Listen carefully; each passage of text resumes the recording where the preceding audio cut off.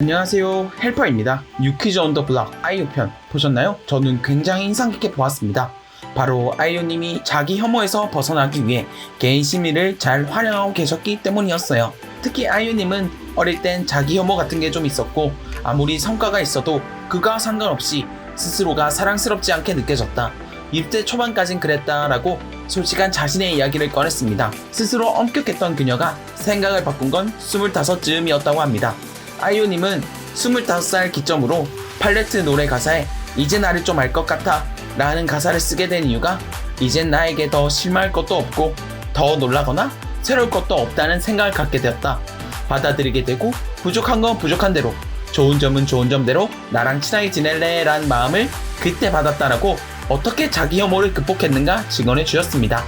그러나 그녀처럼 자기 혐오를 벗어나기는 쉽지 않습니다. 혹시나 여러분이 자기 혐오에 사로잡혀 있지 않은지 대표되는 증상부터 알아보시죠. 첫 번째, 자신에게 지나치게 가혹하다. 만약 실수를 하게 되었을 때 자신을 용서하는 것이 매우 힘들고 과거에 했거나 하지 못한 것에 대해 후회합니다. 두 번째, 부정적인 것에만 너무 집중한다. 좋은 하루를 보내더라도 나쁜 일이나 잘못된 일에만 집중하게 되어 좋은 일에도 충분히 기뻐하지 못하는 경향이 있습니다. 세 번째, 감정적으로만 판단한다. 사람은 가끔 자신의 감정을 사실로 받아들일 때가 있습니다. 만약 여러분이 기분 나쁘거나 실패를 마주하게 되었을 때 예상대로 되지 않은 것에 마음이 상하고 무언가 잘못되었을 것이라고 가정합니다. 네 번째, 낮은 자존감. 일방적으로 자존감이 낮고 일상생활에서 다른 사람들과 자신을 비교할 때 자신을 굉장히 저평가합니다. 다섯 번째, 인간관계에 두려움을 갖게 된다. 누군가를 가까이 할 때 함께하고 있는 친구나 잠재적인 동료들이 떠날까 두려워하고 결국에 여러분이 혼자 있게 될 것이라고 믿게 됩니다. 여섯 번째, 꿈을 꾸는 것이 두렵습니다. 꿈과 포부를 갖는 것을 두려워하고 보호받는 방식으로 삶을 계속 살아야 할 것처럼 느낍니다. 실패를 두려워하거나 자신이 성취한 것과 관계없이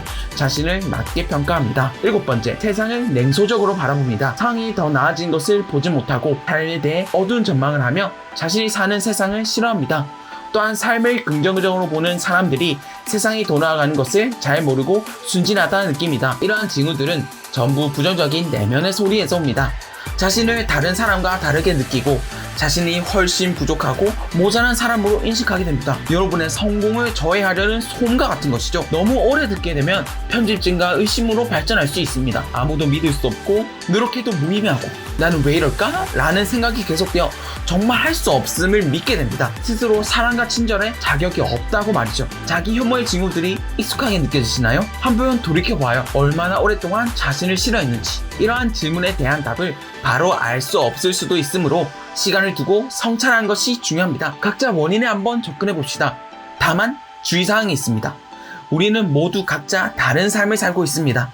그러므로 여러분이 어떠한 환경에서 자랐고 무엇이 가장 상처가 되었는지 고려하는 것이 가장 중요합니다. 누군가는 비판적인 부모님과 함께 자라며 스스로 통제하기 시작해 자기 혐오를 갖게 되었을 수 있고, 누군가는 인간관계 속에서 열등감을 느끼며 시작되었을 수도 있습니다. 이뿐 아니라 자기 혐오의 원인은 타인에 의한 괴롭힘, 트라우마가 될 정도의 사건, 나쁜 자아상 및 낮은 자존감, 정신건강장애 등 다양합니다. 자신을 탓하는 것보다도 삶을 개선하기 위해 행동으로 옮겨야 할 책임이 자신에게 있다는 것을 기억합시다. 그렇다면 어떻게 극복해야 할까요? 첫 번째, 일기를 쓰세요. 매일 일기를 쓰면서 자신의 감정이 어떻게 변화하는지 인식하는 것입니다. 표현적인 글쓰기가 심리적인 고통을 줄이는데 도움을 준다는 것은 잘 알려진 사실입니다. 두 번째, 부정적인 생각에 맞서세요. 우리가 가지고 있는 생각을 식별합시다. 여러분의 내면이 현실적인지 아니면 왜곡되었는지 자문해 보아요. 부정적인 내면의 목소리에 발련을 펴서 맞서는 겁니다.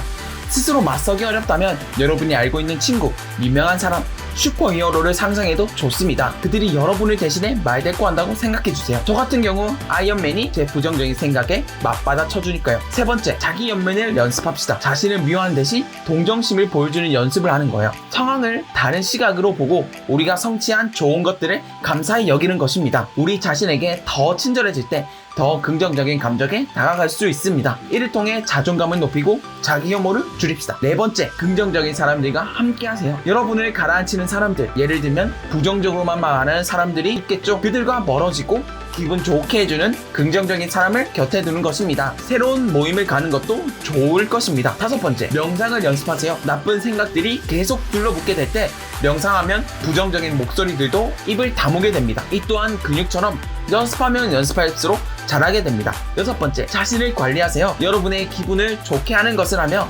신체와 정신 건강을 돌보는 것입니다. 좋은 음식, 규칙적인 운동, 충분한 수면 등 여러분을 중요한 것은 무엇인가요? 7번째, 인생의 의미를 찾으세요. 인생의 목표를 향해 작은 발걸음을 내딛는 것이 해독제가 될 수 있습니다. 새로운 진로를 찾고 여행하고 빚에서 벗어나고 가정을 꾸리는 등 더욱 의미 있는 일이 있습니다. 일상에서도 충분히 의미 있는 일을 찾을 수 있습니다. 사람은 스스로 자신의 가치를 결정하게 된 후 그에 따라 행동을 하기 시작합니다. 일단 여러분이 자신의 가치관을 결정했다면 자신감을 느끼기 더 쉬울 것입니다. 고난, 시련이 없다면 우리는 어떻게 인내, 용기를 배울 수 있을까요? 헬퍼는 당신을 응원합니다. 시청해 감사드립니다.